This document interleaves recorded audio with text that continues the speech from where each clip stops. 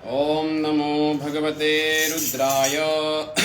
आइए पुनः इस श्रावण माह को मंगलमय करते हुए देवों के देव महादेव भोलेनाथ की इस दिव्य गाथा का आख्यान पुनः आज 9 दिवस की श्रृंखला में प्रारंभ करते हुए आज उत्तराखंड की सुप्रसिद्ध माँ नंदा देवी, आज नंदा देवी की स्तुति से ही इस मंगलमय कार्य को प्रारंभ करते हैं। तो आइए कुछ क्षण माँ जगत जननी नंदा की स्तुति करें, पश्चात भगवान भोलेनाथ की मंगलमय गाथा का आख्यान। ओम नमो भगवते रुद्राय। ऐ शिवे भवे शंकर प्रिये, ऐ शिवे भवे शंकर प्रिये, हिमवत सुते ब्रह्म रूपिणी, हिमवत सुते ब्रह्म रूपिणी, सकल देहिना पापकर्षिणी, सकल देहिना पापकर्षिणी, विविध वंदिनी त्वां वयं नुमः, विविध वंदिनी त्वां वयं नुमः, नंद भगवती त्वां वयं नुमः, नंद भगवती त्वां वयं नुमः, मय विहारिणी ज्ञानदायिनी, मय विहारिणी ज्ञानदायिनी, तिमिरनाशिनी मुक्तिदायिनी, तिमिरनाशिनी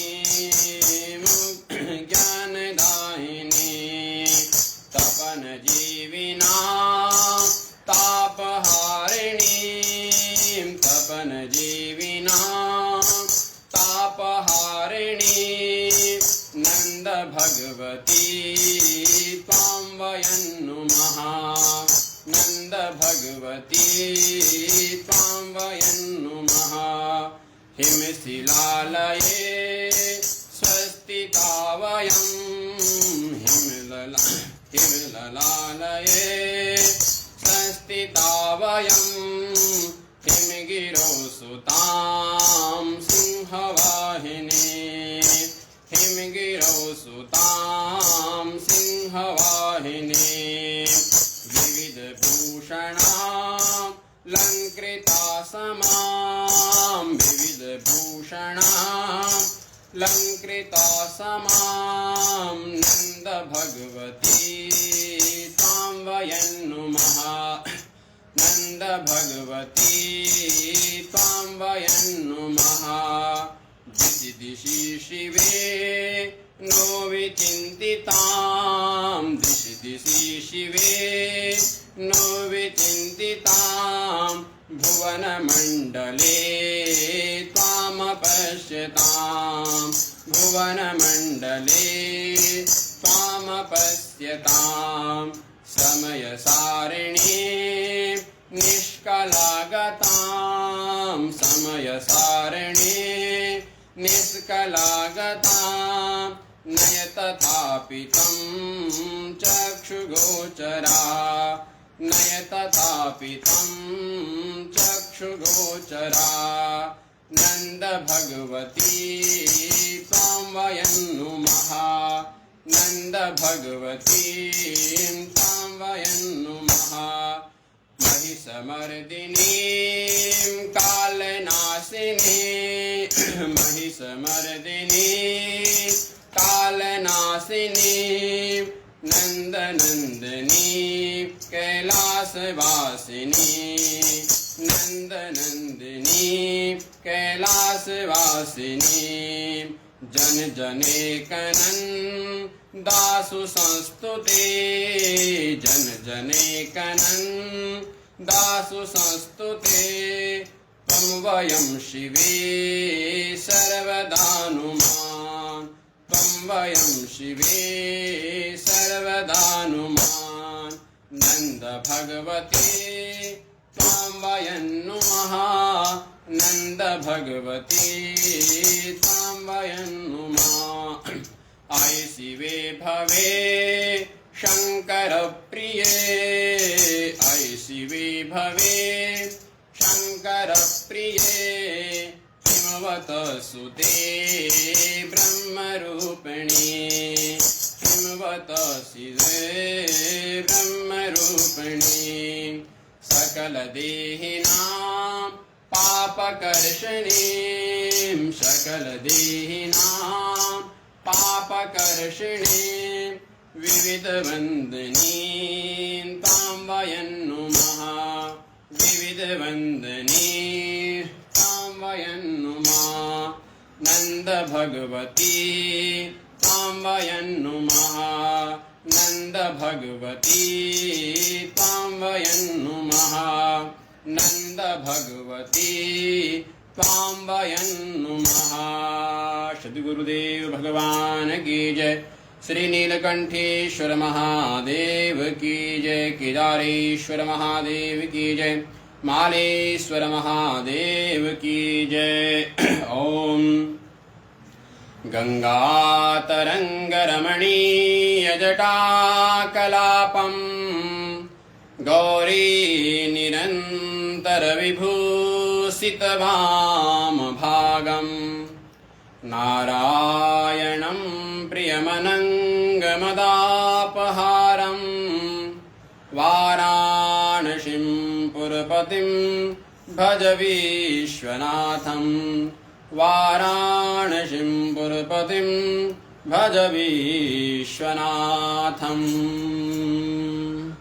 काशी विश्वनाथ भगवान की जय। ओम नमो भगवते रुद्राय। आइए पुनः इस श्रावण माह की मंगलमय श्रृंखला को आगे बढ़ाते हुए शिव महापुराण के माध्यम से देवों के देव महादेव की मंगलमय गाथा का हम श्रवण करेंगे। कल हमने शिव महापुराण की इस श्रृंखला में देखा था किस प्रकार से जीवन में सदाचार होना चाहिए। जीवन में सदाचार अत्यधिक महत्व है। अगर जीवन हमारा नियमबद्ध नहीं है, हमारे जीवन में अगर दिनचर्या नहीं है, तो फिर जीवन हमारा असफल है। इसलिए जीवन में दिनचर्या होना, अपने जीवन में नियमबद्ध रहना, यह अत्यधिक महत्वपूर्ण है। इसलिए समय के रहते रहते जो कार्य किया जाएगा वही हमें सफलता का मार्ग दिखलाता है। और समय के रहते हुए अगर समय का दुरुपयोग किया जाएगा तो अंत में पश्चाताप होता है। अरे उस समय हम पढ़ लेते तो आज और कहीं होते, उस समय हम ये काम कर लेते तो आज और कहीं होते। इसलिए समय काल का चक्र है। इसलिए इस समय की महत्व को, इस समय को समझो। अगर समय के महत्व को नहीं समझेंगे तो बाद में पश्चाताप होगा। इसलिए हमने कल देखा था कि सदाचार क्या है। सदाचार के बारे में कल बड़े सुंदर से व्याख्यान हुआ था। आज पुनः सौनकादि ऋषि ने श्री सूत जी महाराज से प्रश्न किया, गुरुदेव हम आपसे जानना चाहते हैं अग्नि यज्ञ आदि के बारे में। सौनकादि ने प्रश्न किया, अग्नियज्ञं देवयज्ञं ब्रह्मयज्ञं तथैव च गुरुपूजां ब्रह्मतृप्तिं क्रमेण ब्रूहि न प्रभो। सौनकादि ऋषि ने प्रश्न किया, गुरुदेव हम आपसे अग्नियज्ञ, देवयज्ञ, ब्रह्मयज्ञ, गुरु पूजा, ब्रह्म तृप्ति, इन सब के बारे में आपसे जानना चाहते हैं। अग्नि यज्ञ क्या होता है, देव यज्ञ क्या होता है और ब्रह्म यज्ञ क्या होता है, इसके लिए हम आपसे जानना चाहते हैं। तो कृपया करके आप हमारे इस समस्या का समाधान करते हुए हमारा मार्गदर्शन करिए। जब इस प्रकार से कहा तो सनकादि ऋषियों के प्रश्न पर श्री सूत जी महाराज कहते हैं, ऋषियों आपने बड़ा सुंदर प्रश्न किया है। अब सुनिए किसको अग्नि यज्ञ कहते हैं। अग्नो जुहोति यद्रव्यम् अग्नि यज्ञ समुच्यते ब्रह्मचर्याश्रमस्थानां समिद्धादानमेव हि। श्री सूजी महाराज कहते हैं अग्नो जुहोति यद द्रव्यम, अग्नि में द्रव्य के द्वारा जो आहुति दी जाती है उसे कहते हैं अग्नि यज्ञ। जैसे जौ, तिल, शक्कर आदि जितने भी हवन द्रव्य होता है उसके द्वारा जो आहुति दी जाती है अग्नि में उसे कहते हैं अग्नि यज्ञ। देव यज्ञम, देवताओं की प्रसन्नता के लिए उनके निमित्त उनके मंत्रों के द्वारा किया गया यज्ञ, उनके मंत्रों के द्वारा उनको दी गई आहुति उसे कहते हैं देव यज्ञ। अग्नि यज्ञ जिसे हम अग्नि में आहुति प्रदान करते हैं उसे कहते हैं अग्नि यज्ञ। और देव यज्ञ जो देवताओं को प्रसन्नता के लिए द्रव्य के साथ साथ में उनके मंत्रों के साथ उनके सूक्तों के द्वारा जो उन्हें आहुति प्रदान की जाती है उसे कहते हैं देव यज्ञ। ब्रह्म यज्ञम, अब ब्रह्म यज्ञ क्या है? तो ब्रह्म यज्ञ जब ब्रह्मचारी, अब देखिए हमारे सनातन धर्म में चार आश्रम बतलाए हैं। इन 4 आश्रमों में सर्वप्रथम आश्रम है ब्रह्मचर्य। उसके बाद जीवन प्रथम वर्ष से लेकर के 25 वर्ष की आयु तक को ब्रह्मचर्य में रह करके गुरुजनों के सानिध्य में रह करके गुरुजनों के आशीर्वाद फल स्वरूप गुरुजनों की सेवा करके गुरु शुश्रूषया गुरुदेव की सेवा करके उनके सानिध्य में रह करके वेदों का अध्ययन, पुराणों का अध्ययन, अपने सनातन धर्म संस्कृति का अध्ययन, ये गुरुजनों की सेवा करते हुए गुरुजनों के सानिध्य में बैठ करके इन सब का चिंतन करना चाहिए, इन सब का अध्ययन करना चाहिए। इसलिए कहा ब्रह्मचर्य। ब्रह्मचर्य आश्रम में जितना हो उतना अध्ययन करो। 25 वर्ष तक जितना अध्ययन करना है सारा अध्ययन करो। इसलिए गुरुकुलों की यह पद्धति आज भी जीवित है। ब्रह्मचर्य आश्रम में रहते हुए अपने गुरु की सेवा, गुरुजनों के प्रति श्रद्धा भाव, द्वेष की भावना गुरुजनों के प्रति नहीं, और गुरुजनों के सानिध्य में बैठ करके अध्ययन, वेदों का अध्ययन, पुराणों का अध्ययन जो भी करना है सब गुरुजनों की सानिध्य में बैठ करके। जब गुरुजनों के सानिध्य में बैठ करके हम ये अध्ययन करेंगे तो हमारा अध्ययन आगे जाकर के फलीभूत होता है। और जब गुरु के मुखारविंद से हम इसका अध्ययन नहीं करते हैं तो फिर कुछ भी बोले जाते हैं। इसलिए गुरुजनों के सानिध्य में बैठ करके ब्रह्मचर्य का पालन करते हुए जीवन की 25 वर्ष तक की आयु में गुरुजनों के सानिध्य में बैठ करके अध्ययन करना चाहिए। जितना हो सके उतना अध्ययन, जितना हो सके अपनी सनातन संस्कृति की गहराइयों में डूबना, पुराणों का अध्ययन, वेदों का अध्ययन, अष्टांग योग का अध्ययन, अनेकों ग्रंथों का अध्ययन ब्रह्मचर्य आश्रम में रहते हुए करना चाहिए।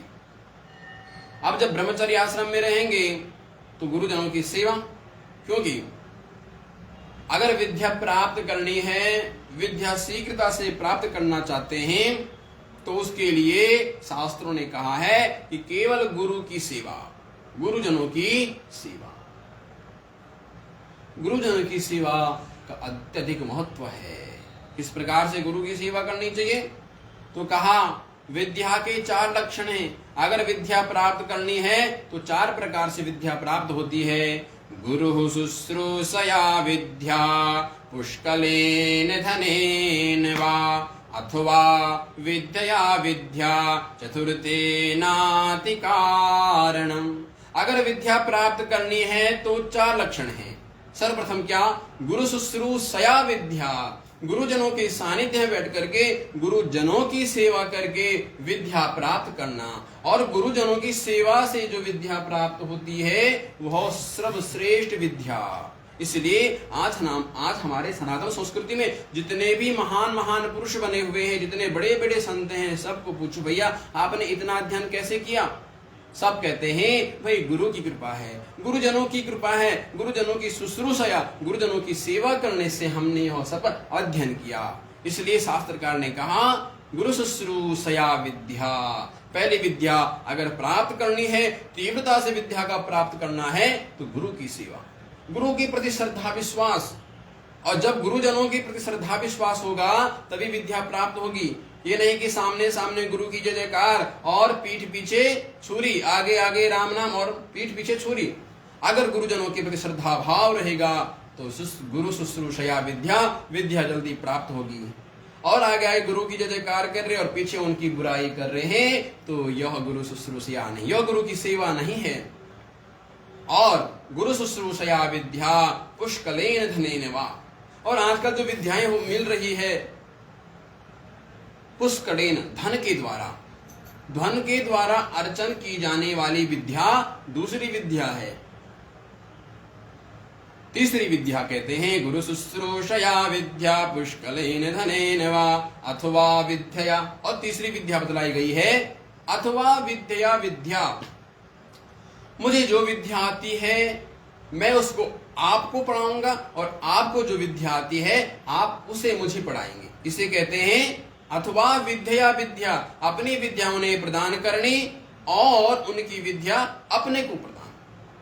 तो गुरु शुश्रूषया विद्या, पहले गुरु की सेवा की जाए, उसके द्वारा जो विद्या होती है, जो विद्या फल प्राप्त होती है, वो सर्वश्रेष्ठ विद्या है। इसलिए गुरुजनों की सेवा अपने जीवन में जितना हो गुरुजनों की सेवा करो। अपने गुरुजनों के प्रति श्रद्धा विश्वास, अगर गुरुजनों के प्रति श्रद्धा विश्वास नहीं होगा तो फिर विद्या का कोई फायदा नहीं, फिर वह विद्या समय पे काम आती ही नहीं है। कर्ण ने भी कितनी सारी विद्याएं सीखी थी। महाराज परशुराम से उन्होंने धनुर्विद्या जब सीखी, परंतु झूठ बोल करके, कभी उन्होंने अपना नाम नहीं बताया कि मैं किस वर्ण का हूं। जब नहीं बतलाया अंतोगत्वा, जब अंत समय में उन्हें मालूम चला कि यह सूद पुत्र है और इसने मुझसे झूठ बोल करके यह धनुर्विद्या ग्रहण की है, तो कह दिया कि जितनी भी विद्या तुमने मेरे से ली है तुम रणभूमि में अपनी विद्या, समय आने पर तुम्हारी विद्या काम नहीं देगी। इसीलिए गुरु शुश्रूषया विद्या, गुरु जनों की सेवा करो। और आजकल तो एक मॉडल चला हुआ है। आजकल तो भाई हमारे जमाने में हम जब स्कूलों में रहते थे तो 2-2 किलोमीटर स्कूल जाना पड़ता था, तो गुरुजी का बैग लेकर के चले, कुछ लेकर के चले गए तो हम उसे गुरुजी की सेवा मानते थे। परंतु आज क्या, आज के बालक अगर थोड़ी गुरुजी का बैग उठा करके ले जाएं या उनके लिए थोड़ी राशन भी ले जाएं, कुछ ले जाएं, तो लोग सोशल मीडिया पे फोटो डाल देते हैं। देखिए देखिए सरकारी स्कूल के बच्चे, सरकारी स्कूल के टीचर कैसी सेवा करा रहे हैं बच्चों से। भाई विद्यार्थी जीवन में गुरुजनों की सेवा होनी ही चाहिए। इसलिए कहा है ब्रह्मचर्य आश्रम। इस ब्रह्मचर्य आश्रम में रहते हुए गुरुजनों की सेवा। अथवा विद्या। विद्या अपनी विद्या उनको देनी और उनकी विद्या अपने को लेनी, यह तीसरा कारण है। और कहते हैं चतुर्थी नाति कारण, चौथा को ही कारण नहीं है, अथवा चौथा को ही कारण नहीं है कि जिससे हम विद्या सीख सके। ये 3 ही कारण विद्या सीखने के हैं और इन 3 कारणों में भी सबसे बड़ी विद्या अगर आपको प्राप्त करनी है तो गुरुजनों की सेवा। अब देखिए गुरुजनों की सेवा का तात्पर्य केवल हमारी शिक्षा गुरु अथवा दीक्षा गुरु नहीं है। गुरुजनों की सेवा के लिए हमारे शिक्षा गुरु और दीक्षा गुरु तक हम सीमित नहीं। हमारे शास्त्रों ने कहा है मातृदेवो भव, पितृदेवो भव, आचार्य देवो भव, अतिथि देवो भव। जब यह गुरु शब्द आता है तो गुरु शब्द की जब व्याख्या होती है तो गुरु का तात्पर्य है अपने से बड़े, जो हमारे से बड़े हैं। अब बड़े कैसे? भाई काली एज से बड़े हैं वे नहीं, बड़ा हुआ तो क्या हुआ, जैसा पेड़ खजूर, पंछी को छाया नहीं, फल लागे अति दूर, ऐसे नहीं। कहने का तात्पर्य कोई अपनी आयु से बड़ा हो उसी को गुरु नहीं मानना। जो वयोवृद्ध हो, वयोवृद्ध का तात्पर्य है जो अपनी आयु से वृद्ध हो, जो ज्ञान वृद्ध हो, अपने ज्ञान में वृद्ध हो। चाहे वह छोटा बालक भी है और ज्ञान में श्रेष्ठ है तो उसको भी अपने से बड़ा मानना, उसको भी प्रणाम करना। वयोवृद्ध, तपोवृद्ध, जो तपस्वी हैं, जिनने अपना जीवन तप करते करते व्यतीत कर दिया, अब जिनके जीवन का केवल एक ही निमित्त है, केवल तप करना, ऐसे तपोवृद्ध उनको भी नमन करना। तो इस प्रकार की भावनाएं हमारे अंदर रहती है तो तभी जाकर के हमें अविद्या प्राप्त होती है। इसलिए गुरुजनों की सेवा, अपने से बड़ों की सेवा, अपने से बड़ों के प्रति विनम्र भाव, और अगर हमारे जीवन में विनम्रता रहेगी तो आने वाला वर्तमान समय हमारे लिए बाजू खोल करके खड़ा है कि आओ तुम मेरे से लिपट जाओ। ये कब होगा? जब हमारे अंदर इस प्रकार की विनम्रता हो, अपने से बड़ों का सम्मान करेंगे।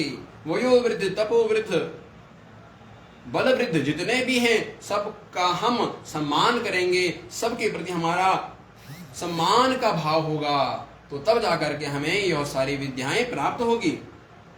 इसलिए माता पिता की सेवा, गुरुजनों की सेवा, अपने से बड़ों की सेवा, यह सब विद्या प्राप्त करने की लक्षण है।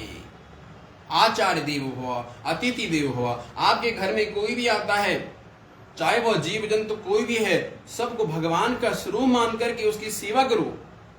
हमारे महाराष्ट्र के संत श्री नामदेव जी महाराज, नामदेव जी महाराज का जीवन बड़ा दिव्य है।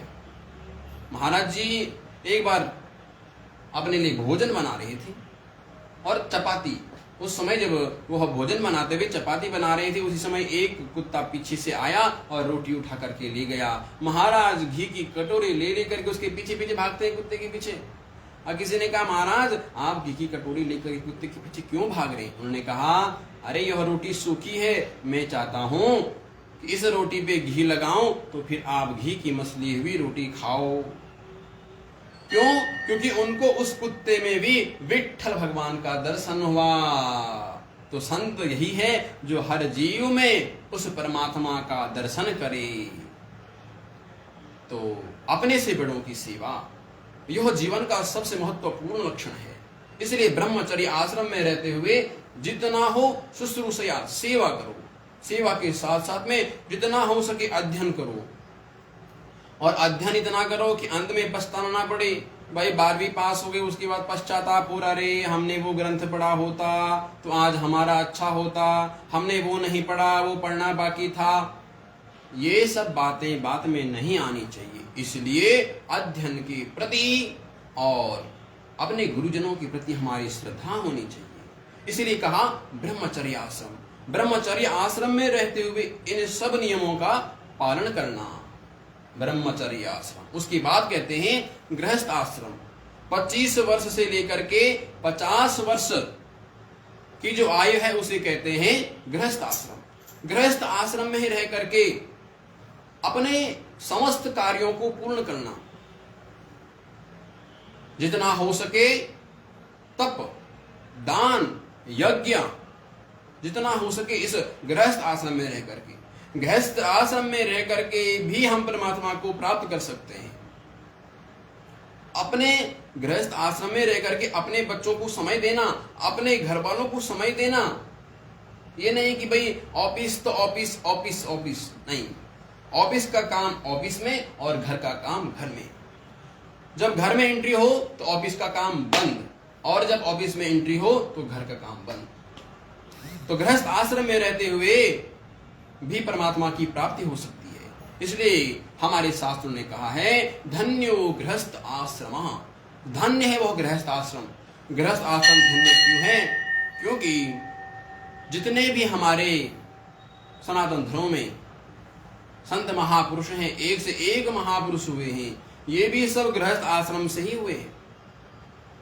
इसलिए गृहस्थ आश्रम में रहते हुए दान, यज्ञ जितना हो सके उतना करना चाहिए। धन्यो गृहस्थ आश्रम क्यों कहा गया?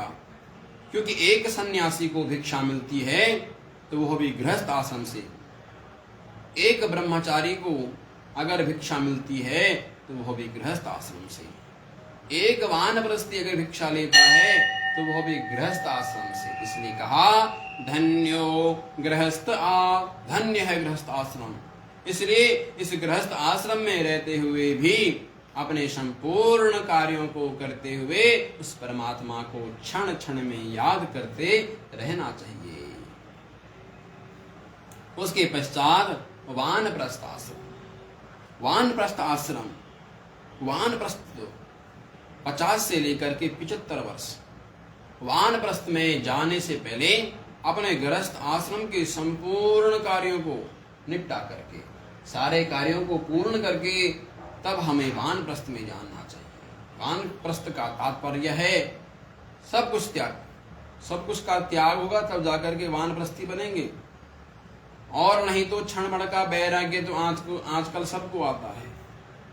आजकल घर में भाई खटपट तो चल बाबा के मठ, घर में थोड़ी बहुत झगड़ा हो गया, कुछ खटमट हो गई तो तुरंत निकल पड़े झोला उठा करके। तो यह कुछ क्षण का जो वैराग्य जागृत होता है, इस प्रकार का वैराग्य जागृत नहीं होना चाहिए। इसलिए गृहस्थ आश्रम में रहते हुए अपने संपूर्ण कार्य पूरे कर देने, एक भी कार्य ना बचे, यह गृहस्थ आश्रम में। उसके पश्चात वानप्रस्थ आश्रम। वानप्रस्थ आश्रम में रहते हुए केवल और केवल भगवान का भजन। अगर गृहस्थ वानप्रस्थ में रहते हुए अगर घर की चिंता हो गई, घर का स्मरण हो गया, मेरी पत्नी, मेरे बच्चे, मेरी दुकानें वगैरह वगैरह कैसे होगा, ये सब चिंतन आ गया तो वानप्रस्थ खंडित। इसलिए वानप्रस्थ में रहते हुए केवल गोविंद को भजो। भागवत जी के 11 स्कंद में तो वानप्रस्थ का बड़ा सुंदर वर्णन किया गया। 11 स्कंद में, 7 स्कंद में बड़ा सुंदर वर्णन इन 4 आश्रमों में किया गया। और वानप्रस्थ संन्यास तो अति दिव्य है।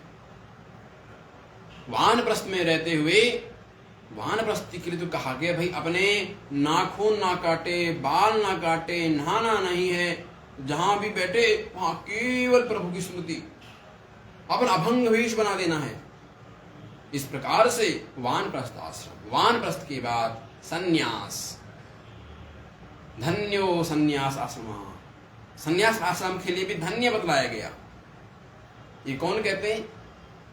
हमारे गोकर्ण जी महाराज कहते हैं कि धन्य है संन्यास आश्रम, जिसमें किसी के कुछ लेन देन नहीं। पर संन्यास भी कैसा होना चाहिए? संन्यास का लक्षण केवल तप, तप के साथ साथ में अपने देश को जागृत करना, अपने देश के प्रति सद्भावनाएं, हमारा देश किस प्रकार से आगे बढ़े, हमारा देश विश्व गुरु किस प्रकार से बने, अपने ग्रंथों का, पुराणों का विस्तार से विवेचन करना, जन जन तक अपनी संस्कृति को पहुंचाना, यही संन्यास आश्रम है। संन्यास आश्रम का तात्पर्य नहीं है कि हमने संन्यास ले लिया और बड़े बड़े मंदिर, बड़े बड़े मठ, बड़े बड़े बिल्डिंग खड़े कर दिए, ये सब संन्यास का नहीं है। संन्यास का तात्पर्य सब कुछ को छोड़ करके केवल और केवल संन्यास। हमारे दत्तात्रेय महाराज ये तो अवधूत हैं, ऐसे अवधूत हैं, केवल और केवल कौपीन धारण करते हैं। संन्यास का तात्पर्य है सब कुछ छोड़ करके। अब आजकल तो संन्यास एक ऐसा हो चुका है कि भाई हम सन्यासी हैं तो हमारे इतने बड़े बड़े मंदिर हैं, इतने बड़े बड़े मठ हैं, इतने बड़े बड़े महल हैं। तो बड़े बड़े महल और बड़े बड़े मठ, बड़े बड़े मंदिर जब बनाने ही थे तो आपने सन्यास क्यों लिया? सन्यास का तात्पर्य है सन्यास आश्रम में रहते हुए केवल अपने जीवन को धन्य करने के लिए तप करना और अपने देश के उत्थान के लिए नित्य निरंतर अपने देश को जागृत करना। हमारा देश किस प्रकार से आगे बढ़े इसका विशेष रूप से ध्यान देना। ग्रंथों का विवेचन, सनातन संस्कृति को जन जन तक पहुंचाना, यही सन्यासी का लक्षण है। सन्यासी को तो यह भी कहा गया है कि वह किसी स्त्री को तक ना देखे, स्त्री को तक ना देखे और स्त्री का स्पर्श तक ना करे। क्यों? तो इसमें एक उदाहरण बतलाता हूं। हमारे सदगुरु श्री दत्तात्रेय महाराज जिन्होंने अपने 24 गुरु बनाए, 24 गुरु में से उन्होंने स्त्री को भी अपना एक गुरु बनाया। स्त्री को गुरु बनाया तो उनसे क्या सीखा? उन्होंने कहा देखो एक हथनी है, एक हथनी थी। अब हथनी को पकड़ने के लिए हथिनी को पकड़ने के लिए शिकारियों ने एक नकली हाथी बनाई और एक नकली हथनी बना करके एक गड्ढे के ऊपर खूब सारा घास भूस रख दिया और केवल नकली हथनी बना करके उस गड्ढे के ऊपर रखा। और जैसे हाथी ने देखा कि भाई ये हथनी दिख रही है, और हाथी मोहवश में, मायावश में उस हथनी के पीछे भागा, और जैसे ही उस हथनी के पीछे भागा तो गड्ढे में गिर गया, और गड्ढे में गिर गया तो फंस गया। इसलिए दत्तात्रेय महाराज कहते हैं सन्यासियों को तो स्त्री का स्पर्श भी नहीं करना चाहिए। क्यों? क्योंकि ना जाने कब हमारे भी मन में क्या विचार आ जाए। परंतु उससे पहले भी अगर हमारा मातृत्व का भाव है, अपनी भगनी का भाव है, तो ऐसे भाव नहीं जागृत होते हैं। परंतु आज तो लोगों ने सन्यास के नाम पे केवल आडंबर बनाया है। आज केदारनाथ में, हरिद्वार में, बद्रीनाथ में, श्री धाम वृंदावन में, अयोध्या में कितने प्रकार के सन्यासी, ये सन्यासी नहीं है। और जो सच्चे सन्यासी हैं उन सन्यासियों को भी यह बदनाम कर रहे हैं। भिक्षा मांग मांग करके मंदिरा का पान करते हैं। आजकल तो किसी का मर्डर करके आ गए, कुछ करके आ गए, कहीं चोरी करके आ गए, फंस जाएंगे तो अब आ गए भाई, चोला धारण कर लिया, हम सन्यासी हैं। और उनकी दिनचर्या देखो तो भाई उठे सुबह 10-10 बजे उठते हैं, भिक्षा मांगा, शाम को लाए, दारू पिया, सो गए। तो ये सन्यासी नहीं है, ये केवल हमारे सनातन धर्म को बदनाम करने के लिए। सन्यासी भी नहीं है और हिंदू भी नहीं है, ये केवल हमारे धर्म को बदनाम करने के लिए, हमारे सनातन धर्म को बदनाम करने के लिए, हमारे उन उच्च कोटि के संत महापुरुषों को बदनाम करने के लिए ये सब जाल बिछाया जा रहा है। इसलिए ऐसे आडंबरियों से हमें बच करके रहना है। उन्हें अगर दान भी देना है तो धन का दान कभी नहीं। अगर आपके घर में आ गए तो भोजन करा दो, भोजन उन्हें कराओ। परंतु अगर वो कहें कि हमें इतना धन चाहिए, ये चाहिए, तो धन के लिए आके दे भैया, हम आपको धन नहीं दे सकते हैं। उनके लिए भोजन की व्यवस्था कर दो। परंतु अगर पैसा मांगे तो नहीं। क्यों? क्योंकि जो दान हम देते हैं उसका वह दुरुपयोग करते हैं, मदिरा पान करते हैं। इसलिए ऐसे सन्यासी नहीं, ऐसे आडंबरियों से भी, ऐसे छल कपड़ियों से भी बच करके रहना है। एक गायत्री मंत्र नहीं आता है, हमारे धर्म का नाम क्या है ये मालूम नहीं है, हमारे देवता भगवान श्री राम कितने भाई ये मालूम नहीं, भगवान श्री राम के पिता का नाम क्या है ये मालूम नहीं है, भगवान श्री राम की पत्नी का नाम क्या है ये मालूम नहीं है, और चले हैं चोला धारण करके कि भाई हम सन्यासी हैं। तो ऐसे पाखंडियों से हमें सावधान रहना है। ये केवल हमारे धर्म को बदनाम करने के लिए किया जा रहा है। इसलिए ऐसे आडंबरियों को, ऐसे ढोंगियों को कभी भी आप दान दक्षिणा ना दें। आपके घर अब तो शहरों में और ये सब आते हैं भेष बदल करके, और भेष बदल के आ रहे हैं। और इसीलिए आज हमारे देश में ये लव जिहाद का जो सिलसिला चल रहा है ये बढ़ते जा रहा है। टीका लगाने से, रुद्राक्षी माला पहनने से और सिर पे कपड़ा बांधने से, चोला धारण करने से कोई सन्यासी नहीं बन सकता है। इसलिए ऐसे व्यक्तियों से आपको सावधान रहना है। सन्यासी तो वह व्यक्ति है जो कोट पैंट पहनते हुए भी अपने धर्म के प्रति जागृत, अपने धर्म के प्रति सदैव लोगों को जागृत करते रहे, वो सन्यासी है। जिसकी सबके प्रति एक भाव ना हो वह सन्यासी है। तो ऐसे आडंबरियों से बच करके रहना है, तब जाकर के हम अपने सनातन संस्कृति को बचा पाएंगे। इसलिए संन्यास आश्रम के पश्चात कहते हैं, उसके पश्चात ब्रह्म यज्ञम तथैव च। अब ब्रह्म यज्ञ कहते हैं, ब्रह्म यज्ञ के दूसरा ब्रह्म यज्ञ बतलाते कहते हैं देवताओं को प्रसन्न करने के लिए वेद पाठ किया जाए, और वेद पाठ के द्वारा शुद्ध मंत्रों के उच्चारण के द्वारा देवताओं का पूजन हो, तो उसे कहते हैं ब्रह्म यज्ञ। ब्रह्म यज्ञ के पश्चात गुरु पूजा, अपने गुरु जी की पूजा। गुरुजनों की पूजा, इसका हमने व्याख्यान किया है। तो ब्रह्मचर्या श्रमस्थानम समिदादानमेव हि। इस प्रकार से यह अग्नि यज्ञ, देव यज्ञ, ब्रह्म यज्ञ और गुरु पूजा, इसका श्री सूत जी महाराज ने बड़े सुंदर से व्याख्यान किया। अब कहते हैं जैसे व्यक्ति को किसी ग्रह की शांति करानी है तो वह मुहूर्त निकाल करके और सुंदर मुहूर्त निकाल करके ग्रह शांति कर सकता है और ग्रह शांति करनी चाहिए। और गृहस्थ आश्रम में रहते हुए गृहस्थों के लिए तो यह नियम बतलाया गया है, कम से कम 1 महीने में अपने घर में एक बार तो यज्ञ करना ही चाहिए। अपने घर में एक बार कम से कम महीने में सत्यनारायण की पूजा होनी ही चाहिए। 1 महीने में कम से कम एक ब्राह्मण का भोजन आपके घर में आपके हाथों द्वारा होना ही चाहिए। ये सब गृहस्थ आश्रम के नियम हैं। और उसके पश्चात कहते हैं जिसको जिस देवता की प्रसन्नता के लिए यज्ञ करना है वह कर सकता है। वो वार के निमित्त अगर सोमवार के दिन मां लक्ष्मी की पूजा करके, सुहासिन का पूजन करके, ब्राह्मणों को भोजन करा करके, उनका पूजन करके लक्ष्मी की प्राप्ति। मंगलवार के दिन मां काली की पूजा, मां काली को प्रसन्न करने के लिए सुहासिन की पूजन, ब्राह्मणों का पूजन और उड़द की मूंग दाल का दान। उसके पश्चात बुधवार को भगवान विष्णु की पूजा, गणपति भगवान की पूजा, उनका अभिषेक, उनके प्रति यज्ञ। गुरुवार को सद्गुरु दत्तात्रेय का पूजा, बृहस्पति का पूजा। शुक्रवार के दिन माँ दुर्गा का पूजा, उनका यज्ञ हवन इत्यादि। शनिवार के दिन 9 ग्रहों की पूजा करने के लिए, 9 ग्रह की शांति करने के लिए उनका पूजन यज्ञ।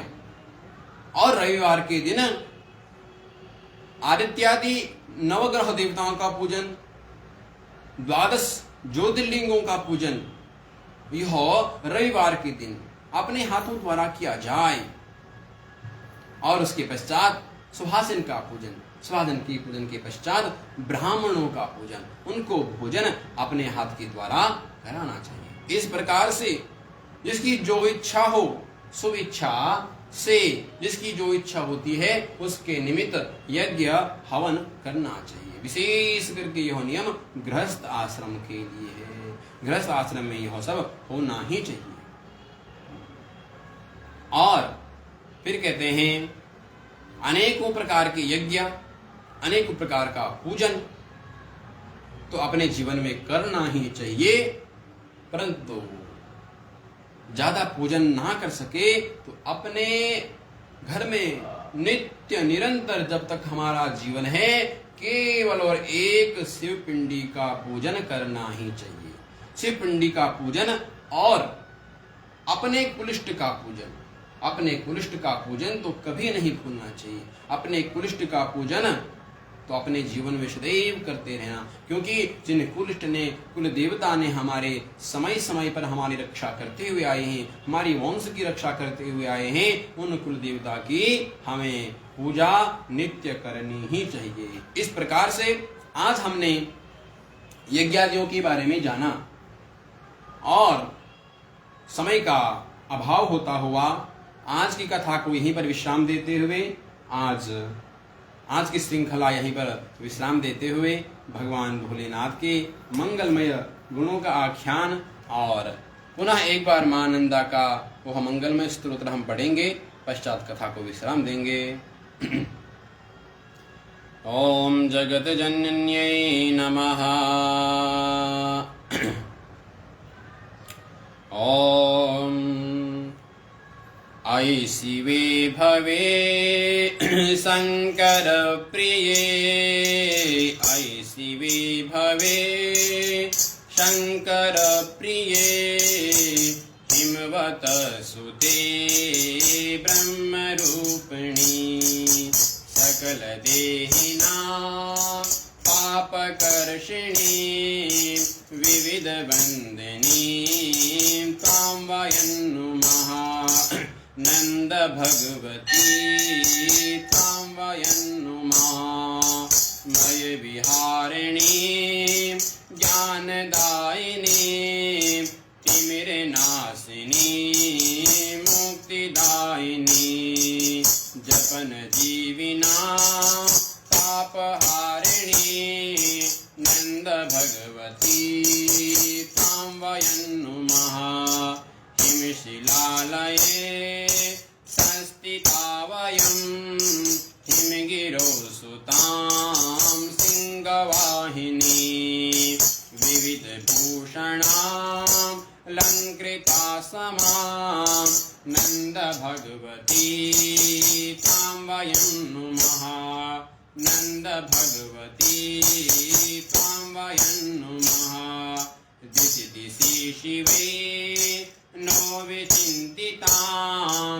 भुवनमण्डले त्वामपश्यतां समयसारिणीं निष्कलागतां नयतथापि तं चक्षुगोचरा नंद भगवती तां वयं नुमः महिषमर्दिनीं कालनाशिनीं नन्दनन्दिनीं कैलासवासिनीं जनजनैकनन्दासु संस्तुते त्वं वयं शिवे सर्वदा नुमः नंद भगवती त्वां वयं नुमः नंद भगवती त्वां वयं नुमः अय शिवे भवे शंकर प्रिये हिमवत सुते ब्रह्मरूपिणी सकल देहिनां पापकर्षिणी विविध वंदनीं तां वयं नुमः नंद भगवती तां वयं नुमः नंद भगवती तां वयं नुमः नंद भगवती तां वयं नुमः जगदम्बार्पणमस्तु नीलकंठेश्वर महादेव की जय श्री केदारेश्वर महादेव की जय सद्गुरुदेव भगवान की जय तत्सत श्री नीलकंठेश्वर महादेव चरणार्पणमस्तु मालेश्वर महादेव की जय नमः पार्वती पतये हर हर महादेव हर।